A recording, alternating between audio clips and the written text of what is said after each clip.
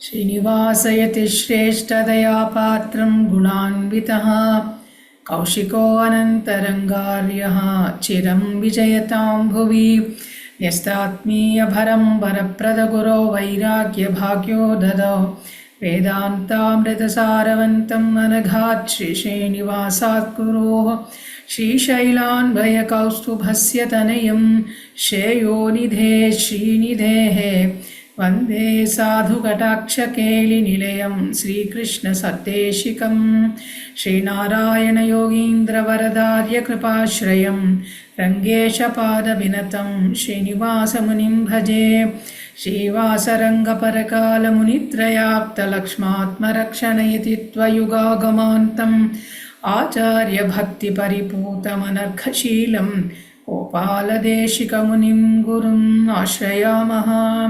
श्रीमान् वेङ्कटनाथार्य कवितार्किककेसरी वेदान्ताचार्यवर्यो मे सन्निधत्तां सदा हृदि रामानुजदया पात्रं ज्ञानवैराग्यभूषणं श्रीमद्वेङ्कटनाथार्यं वन्दे वेदान्तदेशिकं ஷீரொன்றுதோப்புல் திருவேங்கடமுடையான் பாரொன்றை சொன்ன பழமொழியுள் ஓரொன்றுதானே அமையாதோதாரணியில் வாழ்வார்க்க வானேரப்போமளவும் வாழ்வு.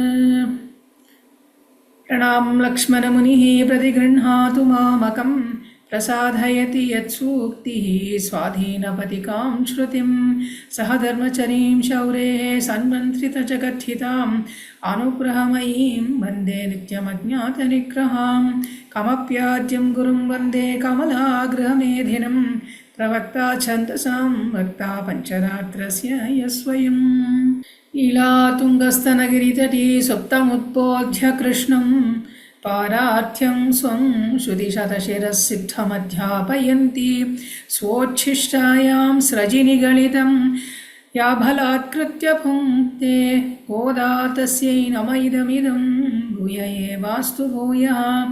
அன்னவயல் புதுவை ஆண்டாளரங்கற்கு பண்ண திருப்பாவை பல்பதியும் இசையால் பாடிக் கொடுத்தால் நப்பாமாலை பூமாலை சூடிக் கொடுத்தாலே சொல்லு சூடிக் கொடுத்த சுடர் கொடிய தொல்பாவை பாடியருள வல்ல பல்வளையாய் நாடினே வேங்கடவர்க்கு என்னை விதி என்ற மாற்றம் நாம் கடவா வண்ணமேனல்.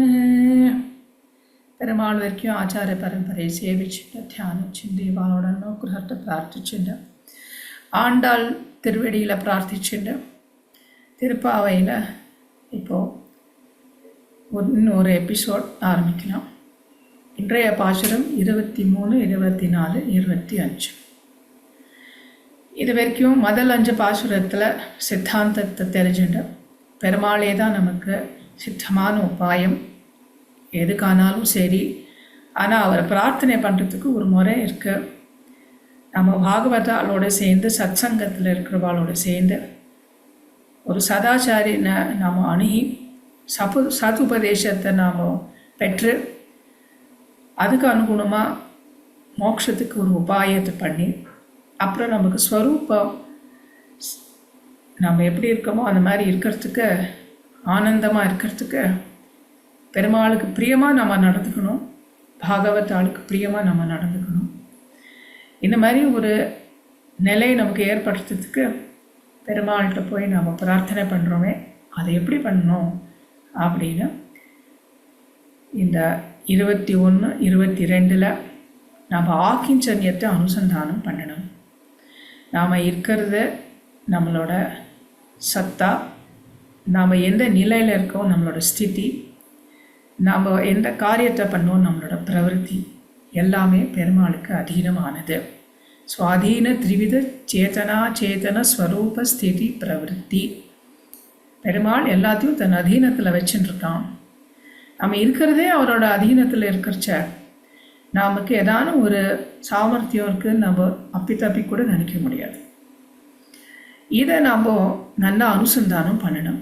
சரணாகதி பண்ணுறச்ச நாம் எவ்வளவுக்கு எவ்வளவோ பெருமாளுக்கு ஒரு பாவமான நிலையில் காண்றோமோ, கிருப்பண அப்படின்னு கிருப்பையான ஒரு தசையில் நாம் இருக்கிற மாதிரி எவ்வளோக்கு எவ்வளோ நம்ம அனுசந்தானம் பண்ணுறோமோ அவ்வளோக்கு அவ்வளோ சீக்கிரம் நம்ம பிரார்த்தனையை பெருமாள் நிறைவேற்றி வைப்பார். இதுக்கு அடியாக இன்னும் ஒன்று, கிருபணாகா சுதியாக கிருபா சகாயம்.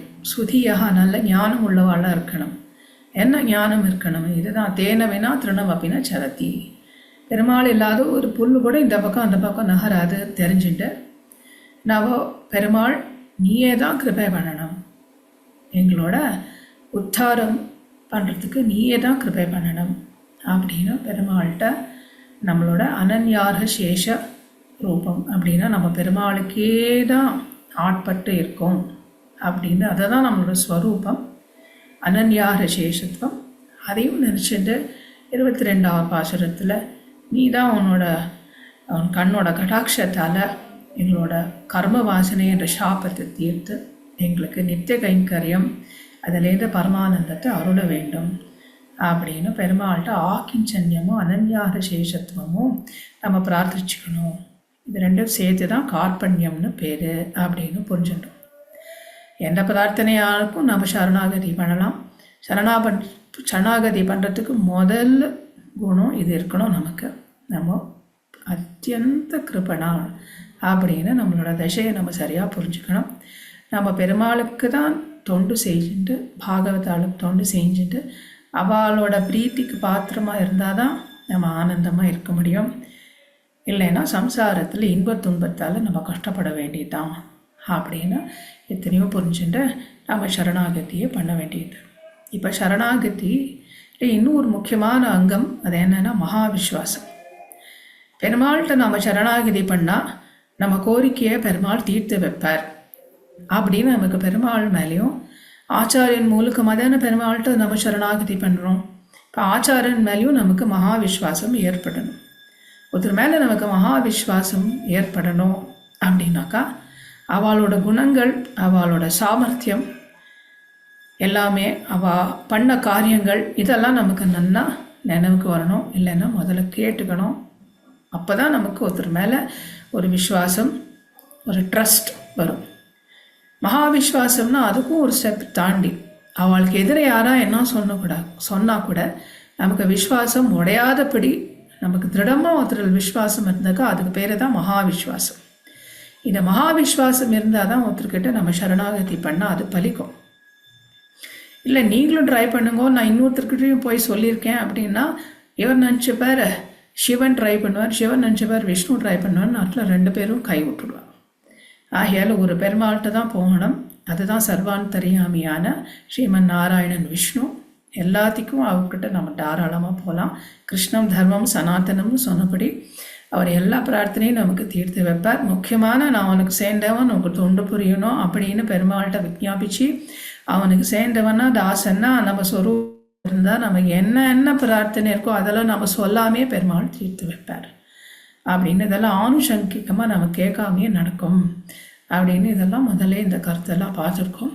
இப்போ மகாவிஸ்வாசத்தை நமக்கு ஊட்டத்துக்கோசரம் இந்த 23, 24, 25 பாசுரங்களில் பெருமாளோட குணங்கள்லாம் ஆண்டாள் சொல்லி காமிக்கிறார். எந்த 2 குணங்களில் சொல்லி காமிக்கிறா முக்கியமாக அப்படின்னா, ஒருத்தர்கிட்ட நமக்கு மகாவிஸ்வாசம் வரணும் அப்படின்னா அவளோட சாமர்த்தியத்தில் நமக்கு நம்பிக்கை இருக்கணும். சாமர்த்தியத்தில் நம்பிக்கை இருக்கிறதுக்கு ஃபஸ்ட்டு அவளோட அப்பியரன்ஸ், அவள் எப்படி இருக்கான்னு. ரொம்ப கோழையாக பார்க்குறதுக்கு இருந்தால் ஒரு குழந்தை கூட நல்லா தெரிஞ்சு போயிடும். அப்புறம் ரொம்ப சாஃப்டாக இருந்தாக்கா அம்மாட்ட எப்படி அட்வான்டேஜ் எடுத்துக்கிறது ஒன்று குழந்தை, அது மாதிரி எல்லாருக்குமே தெரிஞ்சு போயிடும். யாகையால் பெருமாள் சிங்கத்து போல் இருக்கார் அப்படின்னு 23 பாசுரத்தில் சொல்கிறான். சிங்கம் தான் காட்டில் இருக்க மிருகங்களுக்கெல்லாம் ராஜா. அந்த மாதிரி மிக சிறந்த குணங்கள் இந்த சிம்மத்துக்கு உண்டு.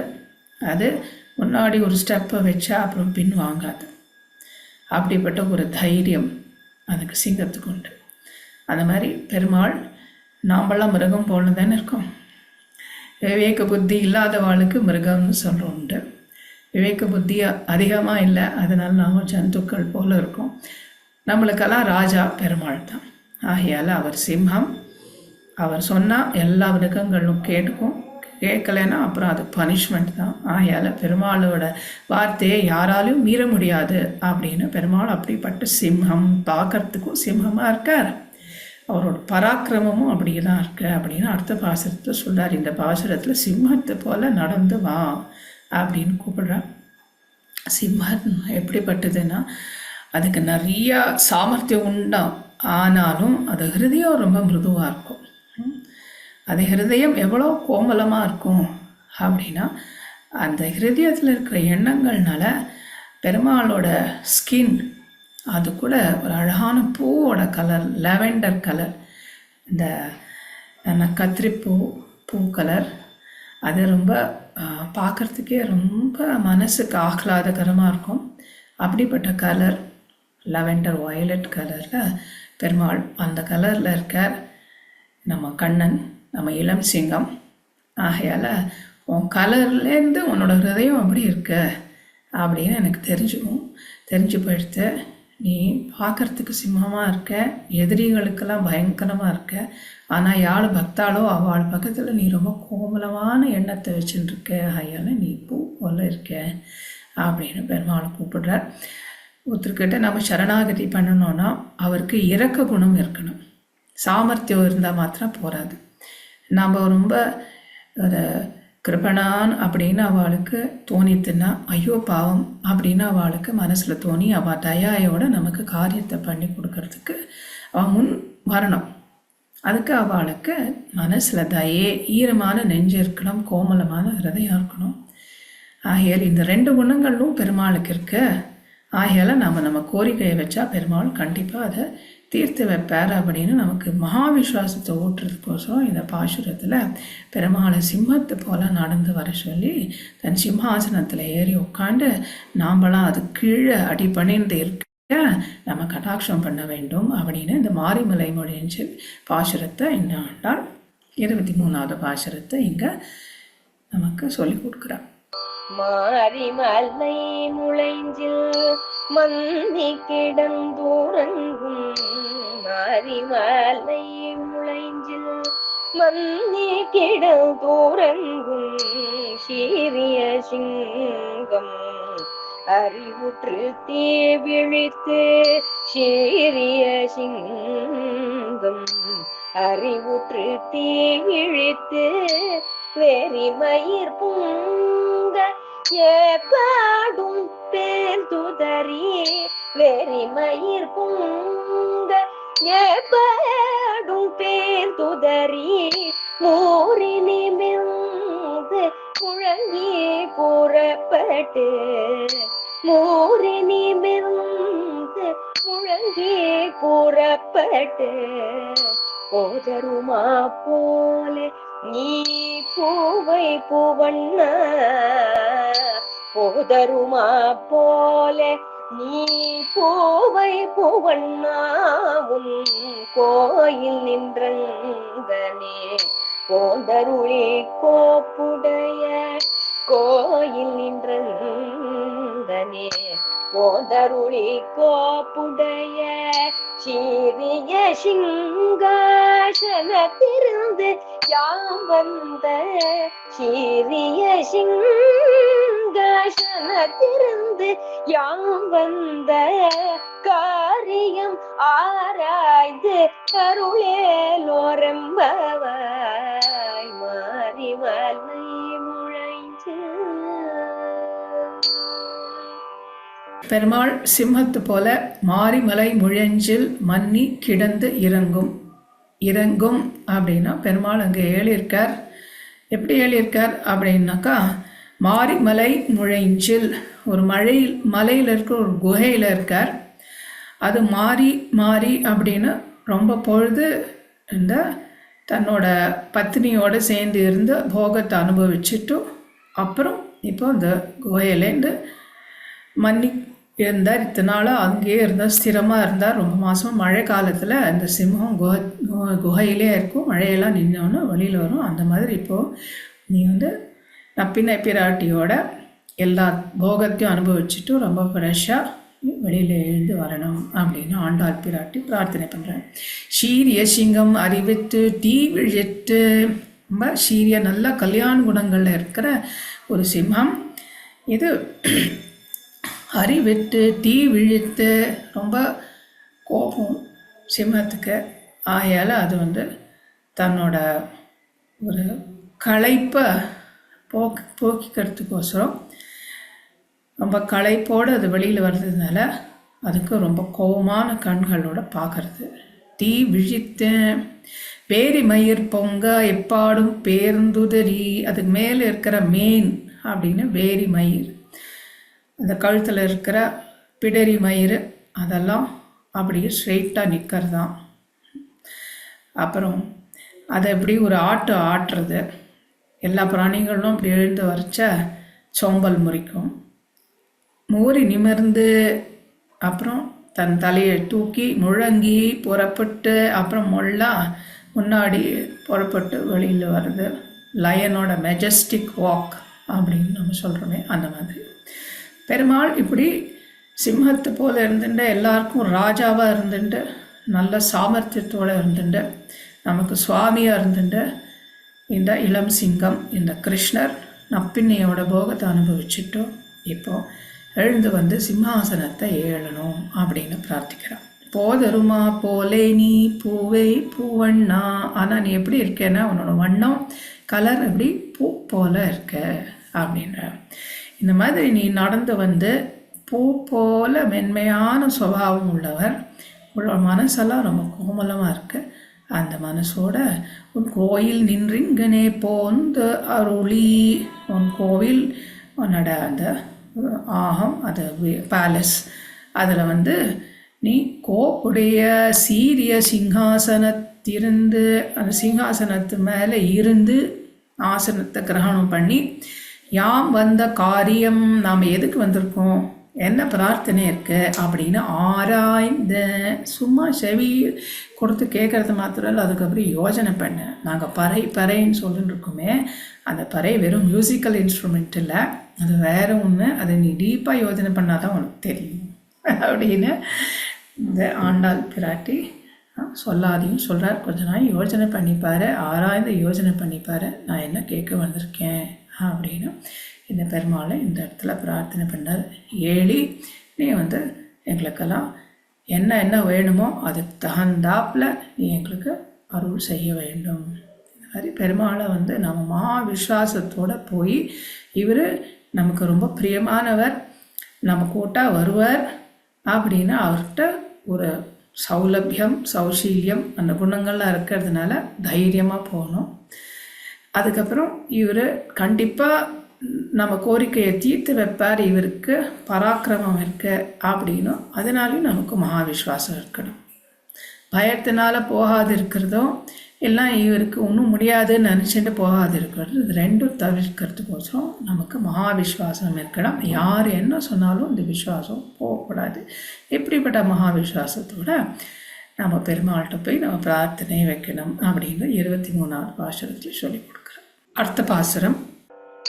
அன்று இவ்வுலகம் அளந்தாய் அடி போற்றி, அன்று இவ்வுலகம் அளந்தாய் அடி போற்றி, சென்றெங்க தென்னிலங்கை செற்றாய் திரள் போற்றி, சென்றெங்க தென்னிலங்கை செற்றாய் திரள் போற்றி, பொன்ற சகடம் புதைத்தாய் புகழ் போற்றி, பொன்ற சகடம் உதைத்தாய் புகழ் போற்றி, கன்று குணிலாய் எறிந்தாய் களல் போற்றி, கன்று குணிலாய் எறிந்தாய் களல் போற்றி, குன்று கூடையாய் எடுத்தாய் குணம் போற்றி, குன்று கூடையாய் எடுத்தாய் குணம் போற்றி, வென்று பகை கெடுக்கும் நின் கையில் வேல் போற்றி, வென்று பகை கெடுக்கும் நின் கையில் வேல் போற்றி, என்றென்றும் சேவகமே ஏற்றி பறை கொள்வான், என்றென்றும் சேவகமே ஏற்றி பறை கொள்வான், இன்று யாம் வந்தோம் இறங்கேலோரெம்பாவாய். இன்று யாம் வந்தோம் இறங்கேலோரெம்பாவாய். அன்று இவ்வுலகம் அளந்தாய் அடியே போற்றி. இன்னைக்கு நாங்கள் வந்திருக்கோம், இன்று யாம் வந்தோம். இறங்கணும் அப்படின்னா நீ தயே பண்ணணும் அப்படின்னு அர்த்தம். இந்த தயாதேவியை தான் பிரார்த்தனை பண்ணுறார் இந்த ஸ்லோகத்தில் ஆண்டாள். ஆனால் பிரார்த்தனை ரொம்ப கிளியராக பண்ணுறா. இதுக்கு பேர் தான் கோப்திருத்ர வரணம்.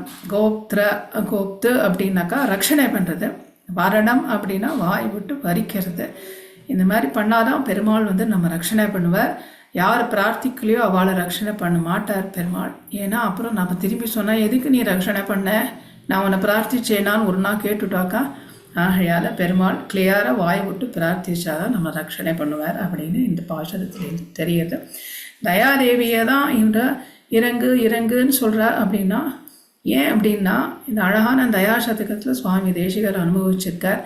அகோபாரேரே கோதக சமய வைதண்டிகஜ வைஹி அனிர்வாப்யாம் க்ஷிப்ரம் ஷபயதம் அவித்யாக்கியபடவாம் கிருபேத்வம் தத்ராத கிருதம ரிஷ பிருத்வீதரபதி ஸ்வரூபத்வைகுண்ய த்விகுண நிஜ பிந்து பிரபவசி.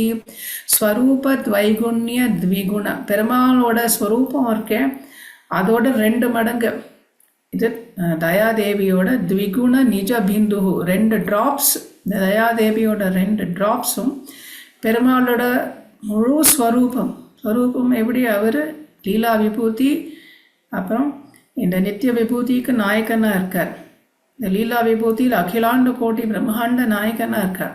அப்படிப்பட்ட ஸ்வரூபம் பெருமாளுக்கு. அதோட டபுள் துவைகுண்யம் பண்ணால் கூட அந்த வைபவம் அவரோட சாமர்த்தியம் அதோட ஜாஸ்தி சாமர்த்தியம் தயாதேவிக்கு. அவளோட 2 பிந்து அதையே போருமா, அந்த மாதிரி இருக்க தயா பிந்து. தயா அப்படின்னா தயே பெருமாளை வந்து தன் வசத்தில் வச்சுட்டுருக்கா. ஆகையால் தயேக்கு பெருமாளோட சாமர்த்தியம் சேரி தன்னோட சாமர்த்தியம் தன் பெருமாளை வசம் பண்ணிக்கிறது சாமர்த்தியம் இருக்கு. பெருமாளை மூலக்கமாக நம்ம பிரார்த்தனையெல்லாம் அவள் கண்டிப்பாக தீர்த்து வைப்போம். ஆகையதான் நல்ல புத்தி இருக்கிறவாள் அவள்லாம் ஸ்ருதியாக தயாதேவியை தான் பிரார்த்தனை பண்ணுவாள், நேராக பெருமாளை பிரார்த்தனை பண்ண மாட்டாள். அப்படின்னா பெருமாளோட தயைக்கு தான் இவன் வந்து பிரார்த்தனை பண்ணுவாள். இறங்குன்னா நீ தயை பண்ணணும்னு அர்த்தம். இதுதான் ஒரு சூக்ஷ்மமான ஒரு அர்த்தம். அது இல்லாத முதல் பந்திகளில் பெருமாளோட பரத்துவமும் சௌலபியமும் இந்த இடத்துல கொண்டாடுறான். அன்றி இவ்வுலகம் அளந்தாய் அடி போற்றி. உன்னோட அடி உன்னோட திருவடிக்கு ரொம்ப போற்றி மங்களாசாசனம். ஏன் நீ வந்து அன்னைக்கு வாமனனா வந்து இந்த பலி வந்து இந்திரனை கஷ்டப்படுத்துறச்ச, அப்போ இந்திரன் உங்ககிட்ட ஓடி வந்து பிச்சை கேட்குறச்ச நீ வந்து பலிட்டு வந்து பிச்சை கேட்டிய அன்னைக்கு. அப்படி ஒரு வள்ளல்தனம் உனக்கு. அந்த வள்ளல்தனம் மாத்திரம் இல்லை, இந்த உலகத்தையே அளந்துட்டே அப்புறம் திருவிக்கிரமனா வந்து அப்படின்னு பெருமாளோட வள்ளல்தனம் பெருமாளோட பரத்துவம் 2ம் இதில் அனுபவிக்கிறார். அது மாத்திரம் இல்லை, சென்றெங்கு தென்னிலங்கை செற்றாய் திரள் போற்றி. உன்னோட திரள் வலிமை எப்படி இருக்குது அப்படின்னா, ராவணன் இருக்க இடத்துல எல்லாருக்கும் ஹோம் கிரவுண்டில் தான் கிரிக்கெட் மேட்ச் விளையாடுறச்ச நிறைய அட்வான்டேஜ் இருக்கும். அந்த மாதிரி ராவணன் ஹோம் கிரவுண்டில் இருக்கிறச்ச பெருமாளே அங்கே போய் அவன் வந்து ஜெயிச்சுட்டார். இப்படி தென் இலங்கை ஸ்ரீலங்காவுக்கு போய் ராவணனை ஜெயிச்சுட்டு வந்தார் அப்படின்னு அவன் இருக்கிற இடத்துக்கே போய் அவனை ஜெயிச்சுட்டு வந்தார். அப்படிப்பட்ட பராக்கிரமம் பெருமாளுக்கு. அப்புறம் பொன்ற சகடம் உதைத்தாய் புகழ் போற்றி அப்படின்னா பெருமாளுக்கு என்ன பெரிய புகழ் அப்படின்னா, குட்டி குழந்தையாக இருக்கிறச்சே இந்த சகடாசுரன் ஒரு சக்கரம் ஒரு கார்ட்டோட வீல் அதுக்குள்ள உட்காண்டான். பெருமாள் தான் சர்வஜனாச்சே. ஏழை பெருமாளுக்கு எல்லாம் தெரிஞ்சிருந்தது. ஒரு தன்னோட திருவடி சம்பந்தம் அதுக்கு சக்கரத்துக்கு கொடுத்தார். அது அப்படியே சுக்குநூறு ஆயிடுத்து. இந்த மாதிரி ஆச்சரியமாக அத்தியுதமாக எல்லாரும் வந்து பார்க்க இந்த சின்ன குழந்தை ஒரு எவ்வளோ பெரிய சகடாசுரனை நிரசனம் பண்ணிடுச்சோம். இப்படிப்பட்ட பராக்கிரமம் உள்ள பெருமாள் இவ்வளோ சின்ன ரூபமாக இருந்தால் கூட சடனாக தன்னோட பராக்கிரமத்தை காமிச்சுடுவார் அப்படின்னு இந்த இடத்துல புகழறேன். கன்று குணிலாயிருந்தாய் கழல் போற்றி. பெருமாளோட திருவடி கழல் எப்படிப்பட்டது அப்படின்னா, பெருமாள் அவரோட கழலை நல்லா கீழே ஊனி அப்புறம் தன் கையால் அந்த கழுதையை சுழட்டி அதை வளாம்பழத்து மேலே அடித்தார். கண்ணுக்குட்டி அதை கண்ணுக்குட்டி ரூபத்தில் வந்திருந்தானா அதை சுழட்டி வளாம்பழத்து மேலே அடித்தாராம். இதுக்கு என்ன உள்கருத்து அப்படின்னா, பெருமாள் காமத்தை குரோதம் மேலே அடித்து காம குரோதம் ரெண்டுத்தையும் நமக்கு நிரசனம் பண்ணுறார். நமக்கு சத்ருக்கள்லாம் வெளியில் இருக்கிற அசுரால் இல்லை, நமக்குள்ளே இருக்கிற துர்கணங்கள் தான் அப்படின்னு பெருமாள் மிக கடினமான நம்ம மனசை மாற்றுறதுக்கு கூட வலிமை உள்ளவள் அப்படின்னு இதுலேருந்து தெரியுது. அப்புறம் அடுத்தது குன்று குடையாய் எடுத்தாய் குணம் போற்றி. இத்தனை நாள் பெருமாளோட புகழ் கழல் திரள் இதெல்லாம் குணம் இல்லையானா இதெல்லாம் குணம் தான். ஆனால் மிக முக்கியமான குணம் பெருமாளோட சௌசீல்யம் என்ற ஷீலம் அப்படின்னு. பெருமாள் குடையாக இந்த கோவர்தன பர்வதத்தை தன் சின்ன குட்டி விரலில் 7 நாள் தாங்கினார். இதை தான் ரொம்ப பெரிய பெருமாளோட ரட்சணை பண்ணுறதோட குணம். யாதவாபியுதயத்தில் பெருமாள் சுவாமி தேசிகர் அனுபவிக்கிறார். இந்த கோபஜனங்கள்லாம் இந்த மழை கொட்ட கோவர்தன மலையிலேருந்து அப்படியே வெள்ளை தாரையாக ஒரு பிரகாரம் மாதிரி இருந்ததான், ஷீட் மாதிரி சுற்றி ஆல்ரவுண்ட். ஆகையால் அவளுக்கு அந்த வெள்ளை தாரைக்கு அது தாண்டி ஒன்றுமே தெரியலையாம். ஆகையால் ஒரு வெள்ளை ஃபோர்ட்டுக்குள்ளே இருக்கிற மாதிரியும், அப்புறம் பெருமாள் அந்த கோவர்தன மலையை அந்த தன்னோட புல்லெல்லாம் திருப்பி கீழே வர மாதிரி பண்ணி இந்த மாடெல்லாம் அந்த புல்லை இழுத்து சாப்பிட்டு, அப்புறம் இந்த கோபஜனங்கள்லாம் மாடை கறந்து அப்பாவும் வேலையை அங்கே கவனிக்க ஆரம்பிச்சுட்டாராம். கொஞ்ச நாள் கழித்து அவளுக்கு நாம் பிருந்தாவனத்தை விட்டு வந்திருக்கோமே அப்படின்னு கூட நினைவிலையும் அவ்வளோ சந்தோஷமாக இருந்தாராம். இந்த மாதிரி பெருமாள் தனக்கு வேண்டியவாளை தனக்கு பக்தால் எப்படி ரட்சணை பண்ணுறாருன்னா, அவருக்கு இவ்வளோ பெரிய கஷ்டம் சுற்றி இருக்குன்னு கூட தெரியாமல் பெருமாள் அவளை ரட்சணை பண்ணுறார். இந்த அர்ஜுனன் தன்னோட தேர்லேருந்து இறங்கரிச்ச கிருஷ்ணர் சொல்கிறாராம், நான் முதல்ல இறங்க மாட்டேன், நான் சாரத்தியாக இருந்தாலும் நீ தான் முதல்ல இறங்கணும் அப்படின்னு. இப்போ அர்ஜுனன் கொஞ்சம் யோசனை பண்ண போது கடைசியில் இறங்கினோன்னா பெருமாள் கண்ணன் இந்த ரதத்துலேருந்து இறங்கினோன்னா ரதமே அப்படி எரிஞ்சு படுத்தான். இத்தனை நாளையும் உள்ள அஸ்திரமும் உள்ள ரத்தத்தை எரிச்சிருக்கோம், நான் தான் அந்த ரட்சணை பண்ணிட்டேன். கடைசியில் அர்ஜுனன் தெரிஞ்சுதான் முழு யுத்தத்தை பெருமாள் தான் அவனுக்கு ஜெயிச்சு கொடுத்தார். இந்த மாதிரி நமக்கும் எல்லா சமயத்துலேயும் பெருமாள் ரட்சணை பண்ணுறார், நமக்கு தெரியறதே இல்லை. இந்த கோவர்தன மலை கீழே இருக்கிற யாதவாளுக்கு சுத்தமாக தெரியல. இந்த பெருமாள் அப்படி அவளை பாதுகாப்பாக வச்சுருக்கார். அப்படிப்பட்ட அவளோட கலந்து அவளோட ஒன்றா பழகி இந்த பெருமாள் இந்த அவளுக்கு ரட்சணை பண்ணுறாரு. இதுக்கு பேர் தான் சௌசீல்யம். இந்த மாதிரி அவளுக்கு தெரியவே இல்லை, இது நீ பெருமாளா, நீ யார், நான் கூட கொஞ்ச நாள் உனக்கு ஹெல்ப் பண்ணுறேனே அப்படின்னு அவள் குச்சியெல்லாம் வச்சாலும் பெருமாள் ஒரு நிமிஷம் மலையை விட்டா உடனே தவறி அவ்வளோ கஷ்டப்பட்டு போயிட்டா. இப்படிப்பட்ட அந்த கோபஜனங்களோட பெருமாள் தானும் ஒன்றா சேர்ந்து பழகினதால இதுதான் அவ்வளோ பெரிய குணம். தான் ரட்சணை பண்ணுறேன் அப்படின்னு அவளுக்கு தெரியாமல் அவள் அவ்வளோ தூரம் ரட்சணை பண்ணியிருக்கார். இது எவ்வளோ பெருமாளோட அழகான ஒரு குணம். இந்த குணத்தை தான் இந்த இடத்துல பாராட்டுறார் ஆண்டாள் பிராட்டி. வென்று பகை கெடுக்கும் நின் கையில் வேல் போற்றி. யாரெல்லாம் பகைனா பக்தாளுக்கு யாரெல்லாம் சத்ருவாக இருக்காளோ பெருமாள் அவள் இருக்கிற இடத்துக்கே போய் அவளை தன்னோட வேலால் பெருமாள் நிரசனம் பண்ணுவாள். அப்படிப்பட்ட பெருமாள் தன்னோட பக்தாளுக்கு ஒரு விதமான கஷ்டமும் வராத பார்த்துப்பார். அப்படிப்பட்ட பெருமாள் இப்படி இருக்கச்ச என்றென்றும் சேவகமே ஏற்றி பறை கொள்வான். நாங்கள் பறைன்னு இதனால நம்ம கேட்குறோமே, அதை வேறு ஒன்றும் இல்லை, சேவகம் உனக்கு நாங்கள் சர்வீஸ் பண்ணணும் அப்படித்தான் ஆராய்ந்து நான் இப்போ சொன்னேனே. இப்போ நான் இத்தனை நாள் எனக்கு புரியல, இப்போ நேராகவே சொல்கிறேன் கேட்டுக்கோ. அந்த பறை வேறு ஒன்றும் இல்லை, என்றைக்கும் என்றென்றும் உனக்கு நான் சேவை பண்ணணும் அப்படின்னு ஆண்டாள் பிராட்டி இப்போ சீக்ரெட்டை சொல்கிறா. அப்போ உடனே இன்றையாம் வந்தோம் இறங்கு, நீ கண்டிப்பாக தயை பண்ணணும். நான் இப்படிலாம் தப்பாக நடந்துட்டேன், உங்கள்கிட்ட ஆராய்ந்து பாருன்னு சொல்லிட்டேன், இப்படிலாம் பண்ணேன். ஆனால் நீ உன்னோட பக்தாள் விஷயத்தில் ஒரு நாளும் கைவிட மாட்டேன். நீ அவளோட துக்கத்தெல்லாம் போக்குவே, உனக்கு நிறைய சக்தியும் இருக்குது. அவளோட சத்ருக்கள்லாம் நீ நிரசனம் பண்ணுவ, அவளுக்குள்ளே இருக்கிற அகங்காரம், மமக்காரம், காமம், குரோதம் எல்லாத்தையும் நீயே அழிச்சுடுவ அப்படின்னு பெருமாள்கிட்ட தன்னோட குணங்கள்லாம் திருப்பியும் அவருக்கு நினைவு வர மாதிரி சொல்லி நீ தயை பண்ணணும் அப்படின்னு தயாதேவிக்கிட்ட இந்த இடத்துல பிரார்த்தனை பண்ணுற. இதை தான் பிரார்த்தனை பண்ணுறதுல ஒரு அழகான ஒரு முறை. பெருமாளை நாம் அவரோட பரத்துவமும் அவரோட சௌலபியமும் அவருக்கு நினைவுபடுத்தி அவரோட தயை கிட்ட தான் நம்ம பிரார்த்தனை பண்ணணும். இந்த தயைக்கு பெருமாளோட வலிமை காட்டிலும் பல மடங்கு அவளோட 2 பிந்து பெருமாளோட ஸ்வரூபத்தோட வைபவம் அதோட டபுள் அதோட ஜாஸ்தி இருக்குது. ஸ்வரூபத் வைகுண்ய த்விகுண நிஜ பிந்து பிரபவசி அப்படின்னு தயாசதகத்தில் சுவாமி தேசிகர் சொல்லி காட்டுறார். இப்போ அடுத்த பாசுரம்.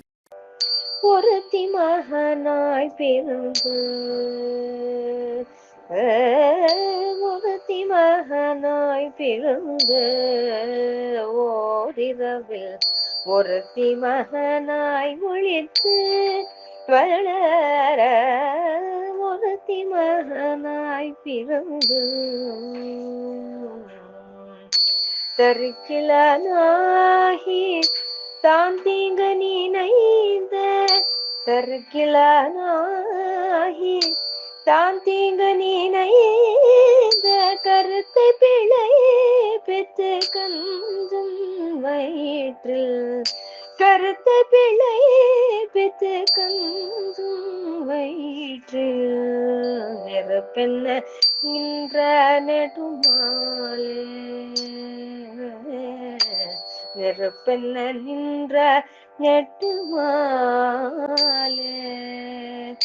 நெருப்பென்ன நின்ற நெடுமாலே உண்மை அறத்தெத்து வந்தோம் பறை தருதியாகில் திருத்தக்க செல்வமும் சேவகமும் யாப்பாடி திருத்தக்க செல்வமும் சேவகமும் யாப்பாடி வருத்தமும் தீர்ந்து மகிழ்தலோரும் வாவாய் ஒருத்தி மகனாய் பிறந்து மோரிரவில் ஒருத்தி மகனாய் ஒழித்து வளர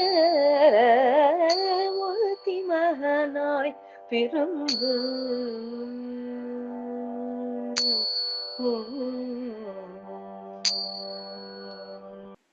இந்த 25வது பாசுரத்தில் பெருமாளோட அவதார ரகசியத்தை பிராட்டி அனுசந்தானம் பண்ணுறான்.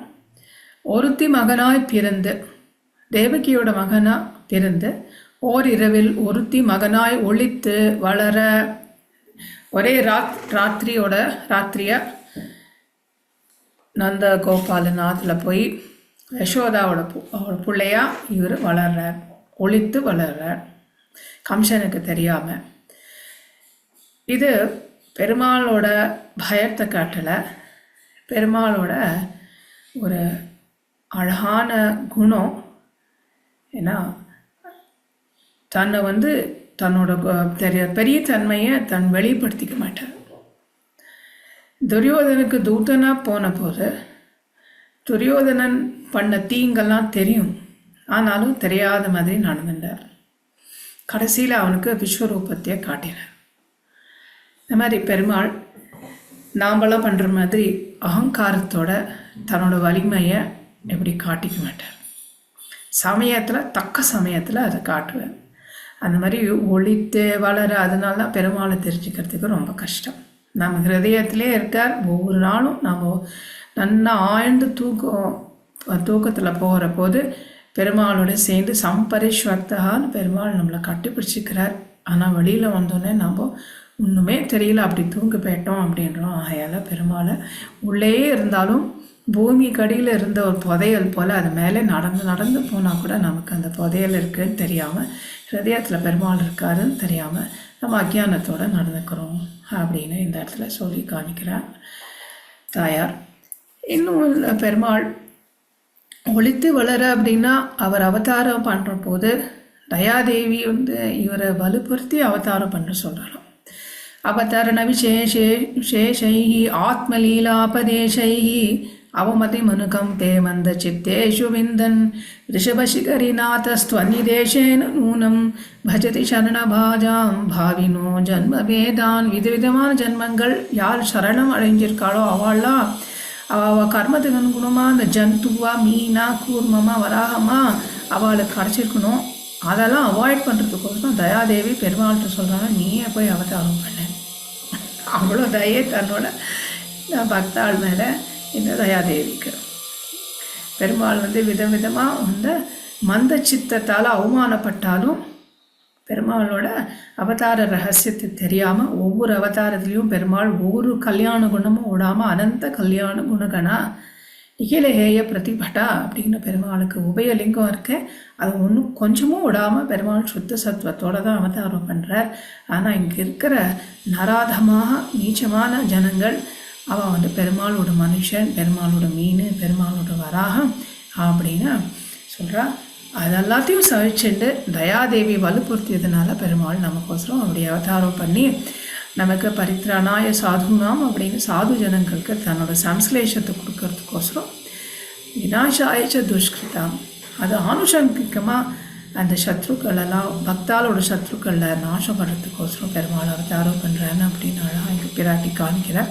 எப்படிப்பட்ட பெருமாள் கண்ணனை அவதாரம் பண்ண போது தரிக்கிலானாகி தான் தீங்கு நினைந்தான் கம்சன். ஆனால் அது எப்படிப்பட்ட தீங்கு? பிளாட். தான் ஒரு பிளாட் பண்ணியிருக்கான். அந்த பிளாட்டை பெருமாள் தெரிஞ்சுட்டார். தீங்கு பண்ணி இந்த அசுராலெல்லாம் அமைச்சு இந்த கண்ணனை கொல்லணும் அப்படின்னு இவன் பிளாட் பண்ணதை பெருமாள் தெரிஞ்சுண்டு கருத்தை பிழைப்பித்து தெரிஞ்சுண்டு அந்த கருத்தை தெரிஞ்சுண்டு கஞ்சன் வயிற்றில் நெருப்பென்ன நின்ற நெடுமாலை. பெருமாள் எப்படி நிரசனம் பண்ணுறாரு அப்படின்னா பெருமாள் நம்ம வயிற்றில் ஜடராக்னியாக இருக்காராம். நம்ம சாப்பிட்ற சாப்பாடன்னா யார் டைஜஸ்ட் பண்ணுறாருன்னா பெருமாளே ஜடராக்னியாக இருக்கார். டைஜஸ்டிவ் ஜூஸஸாக அதுலேருந்து வர ஷாக்கும் இருக்கு, அதில் தான் பெருமாள் இருக்கார் அப்படின்னு பகவத்கீதையில் தானே சொல்லிக்கிறார். சில பேருக்கு ரொம்ப வயிற்றெரிச்சல் வரும். நல்லவாள்லாம் ரொம்ப செழிப்பாக இருந்தாக்கா அந்த வயிற்று எரிச்சல் வேறு எதுவும் இல்லை, பெருமாள் தான். அவர் அந்த மாதிரி நமக்குள்ளே கெட்ட குணங்களையும் நம்ம கர்மத்துக்கு அனுகுணமாக கொடுக்குறார். நம்மளோட கர்மங்கள் இந்த பக்தாளுக்கு நம்ம கஷ்டம் கொடுக்கணும்னு நினச்ச அந்த மாதிரி கெட்ட கர்மங்கள்லாம் நம்ம பண்ணினோமே ஆனால் நமக்கு இன்னும் பெரிய கெட்ட பாவம் கர்மம்லாம் பண்ணுறதுக்கு பெருமாள் புத்தி கொடுத்து நமக்கு வயிற்றெரிச்சல்லாம் கொடுப்பாராம். அந்த மாதிரி கம்சனுக்கு பெருமாளோட அட்டகாசத்தை பார்த்து எல்லா அசுராலையும் குட்டி குழந்தையாக இருந்தனும் இவ்வளோ கஷ்டப்படுத்துகிறாரே அப்படின்னு இது என்ன மாயமாக இருக்கே அப்படின்னு அவன் வயிற்றுலலாம் எரிஞ்சுதான். அந்த எரிச்சல் தான் பெருசாக மேலே வாழ்க்கையில் ஒரு நாள் பெருமாள் கண்ணன் இந்த கம்சனை கொண்டுட்டாராம் அப்படின்னு ஆண்டாள் அனுபவிக்கிறார். ஆகையால் நம்ம பக்தாள் பக்கத்தில் நமக்கு என்ன விதமான கெட்ட எண்ணங்கள் இருந்தாலும் அதுக்கு பெருமாள் பனிஷ்மெண்ட் எப்படி கொடுப்பாருன்னா இன்னும் பெரிய கெட்ட எண்ணத்தை கொடுப்பார். இதிலேருந்து கடைசியில் நாம் தான் நசிச்சு போவோம். பக்தாள் விஷயத்தில் நம்ம ரொம்பவே அலர்ட்டாக கேர்ஃபுல்லாக இருக்கணும் அப்படின்னு இதுலேருந்து தெரியுது. எப்படிப்பட்ட பெருமாள் நெருப்பென்ன நின்ற நெடுமாலே நெருப்பாக இருக்கிறான்னா அது நெடுமால். அழகான சப்தம். மால் அப்படின்னா வியாமோகம், இன்ஃபேச்சுவேஷன் இங்கிலீஷில் சொன்னால் அது பிடிச்ச பெருமாள். ஒரு காதலனுக்கு காதலி மேலே பிரீத்தி வந்ததுன்னா அம்மா அப்பா எல்லாரையும் உதறி தள்ளிட்டும் அவள் என்ன சொல்கிறாலோ கொஞ்சம் வருஷம் அப்படியே கேட்டுன்னு அவளோட இருக்கா இல்லையா? அப்போ தான் ரொம்ப நாள் கழிச்சு சில பேருக்கு கடைசி காலத்தில் 70 இயர்ஸ்க்கு அப்புறம் தான் புத்தியாக வருது இந்த மாதிரி நம்ம தப்பு பண்ணிட்டோமேன்னு. இந்த மாதிரி அத்தனை இன்ஃபேச்சுவேஷன் காதல். அப்படிப்பட்ட காதல் பெருமாளுக்கு தன்னோட பக்தாள் மேலே. ஆகையால் இவருக்கு பேர் மால் அப்படின்னு பேர். கண்ணு முன்னு தெரியாமல் அவர் பக்தாளுக்கு இறங்குவாராம். அப்புறம் நெடுமால். எப்பவுமே பக்தாள் விஷயத்தில் இப்படி இருக்கிற இந்த பெருமாள் அது பக்தாளோட சத்ருக்கள் விஷயத்தில் நெருப்பு மாதிரி இருப்பாராம். உன்னை அறுத்திட்டு வந்தோம், இப்படியே உன்னை பற்றி நான் தெரிஞ்சுட்டேன். சத்ருக்கள்லாம் நிரசனம் பண்ணுவேன், வலிமை உடவன், அதே சமயத்தில் பக்தாள் பக்கத்தில் அத்தியந்த பிரீத்தி உள்ளவன் அப்படின்னு தெரிஞ்சுட்டேன். எங்களுக்கோசரம் தான் நீ அவதாரம் பண்ணுறேன் அப்படிங்கும் தெரிஞ்சுட்டேன். உன்னை அறுத்திட்டு வந்தோம், இதெல்லாம் தெரிஞ்சுட்டு உன்னை பற்றி நாங்கள் வந்திருக்கோம். பரேதரதியாகில் உன்னை அறுத்திட்டுன்னு பிரார்த்தனை பண்ணி வந்திருக்கோம். இந்த இடத்துல நன்னா தெரிகிறது நம்ம பிரார்த்தனையை வாய் விட்டு சொல்லணும் பெருமாள்கிட்ட. இதுக்கு பேர் தான் கோப்திருத்த வரணம். நமக்கு தான் அதெல்லாம் மனசில் ஓடின்னு இருக்கேன். பெருமாள் நம்ம ஹிருதயத்தில் தானே இருக்கார். அவெல்லாம் நம்ம நினைக்கிறதெல்லாம் பெருமாளுக்கு தெரியும். நம்ம எதுக்கு வாய் விட்டு சொல்லணும் அப்படின்னா அது முடியாது. பெருமாள் எல்லாரோட எண்ணங்களையும் தெரிஞ்சுட்டு இருக்கார். அதுக்கு அனுகுணமாக நினச்சி அவர் நடந்துட்டார்னா சம்சார தந்திர வாஹித்வா ரக்ஷா அபேக்ஷாம் பிரதீட்சதே அப்படின்னு லக்ஷ்மி தந்திரம் சொன்ன மாதிரி சம்சாரமே இல்லாத போய்டும், எல்லாரையும் மோட்சத்துக்கு கொண்டு போயிடுவேன். அப்படி இல்லை, ஒரு நாள் நம்ம ரட்சணை பண்ணு அப்படின்னு கை தூக்கி பெருமாள் உன் மேலே தான் எனக்கு விஸ்வாசம் இருக்குது, வேறு யார் மேலேயும் இல்லை என் மேலேயும் இல்லை அப்படின்னு மகா விஸ்வாசத்தோட ஆக்கிஞ்சரியத்தோட வாய் விட்டு பெருமாளை வரிக்கணும். அதனால் அறுத்துட்டு வந்தோம், நீ என்ன கொடுக்கணும், பறை தருதியாயல். பறைனா கைங்கரியம்னு புரிஞ்சிடணும். நித்திய ரதி ரூப கைங்கரியம் பெருமாள் மேலே பக்தி வரணும். அந்த பக்தி தான் கைங்கரியமாக பிரவாகிக்கணும் அப்படின்னு தெரிஞ்சுட்டு திருத்தக்க செல்வமும் சேவகமும் பாடி இதுலேருந்து நமக்கு என்ன கிடைக்கும்? திருக்கு மகாலட்சுமிக்கு இருக்கிற ஒரு செல்வம், அது என்ன ஆனந்தம், பரம ஆனந்தம், அமிர்தத்துவம் நமக்கு கிடைக்கும்.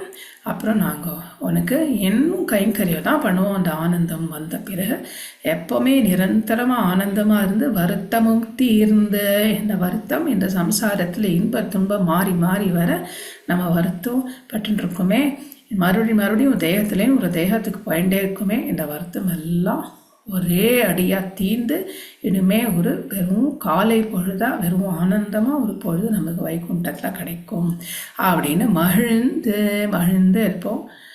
பரிபூர்ண பிரம்மானுபவத்தோடு இருப்போம். உனக்கு அந்த பிரம்மானுபவத்தோட பரிவாகம் கைங்கரியம் பண்ணிட்டு ரதிரூப நித்திய கைங்கரியத்தை பண்ணிட்டு சந்தோஷமாக என்னென்னைக்கும் இருப்போம் அப்படின்னு ஆண்டாள் பிராட்டி. இந்த மாதிரி நம்ம இன்பத் துன்பத்திலேருந்து ஒரு சாந்த நிலை, அதுக்கப்புறம் ஒரு ஆனந்த நிலை, அப்புறம் ஒரு பரமானந்த நிலை, அப்புறம் கைங்கரியம் பண்ணிட்டு இருக்கிற பரிபூர்ண பிரம்மானுபவமான ஒரு நிலையில் நாம் இருக்கிறதுக்கு என்ன பண்ணணும்?